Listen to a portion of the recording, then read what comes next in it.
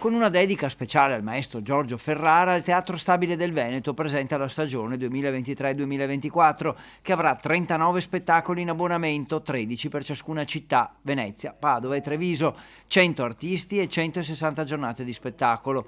La novità di quest'anno sarà il confronto generazionale con grandi nomi della scena e nuove generazioni di artisti e lavoratori, una sessantina quelli che sono dietro le quinte. Dobbiamo guardare con forza al futuro per avvicinare un nuovo pubblico del teatro, per appunto dare un respiro sempre più ampio a quella che è l'attività dei teatri del Veneto, del sistema culturale veneto. Altra novità, la raccolta finanziaria. I soldi sono importanti e il Teatro Stabile del Veneto ha cambiato marcia. Guardate che tutto questo si muove attraverso il fatto che i veneti hanno incominciato a credere nel loro teatro, hanno incominciato a mettere a disposizione soldi sia pubblici che privati, per il momento molti pubblici, grazie Regione, grazie Comuni. Oggi cosa fa la differenza a teatro?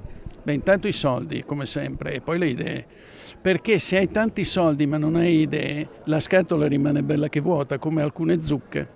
Tra i nomi noti Andrea Pennacchi, Eva Robbins, Rocco Papaleo, Claudio Bisio, Marco Paolini e Alessandro Preziosi. Quest'ultimo sarà in scena a ottobre a Padova, a novembre a Venezia e Treviso. Quello che abbiamo visto oggi nel cartellone è proprio concretizza la parola trasversalità, non soltanto di pubblico, ma per avere un pubblico trasversale devi rendere trasversale i contenuti e non li devi rendere solo retoricamente.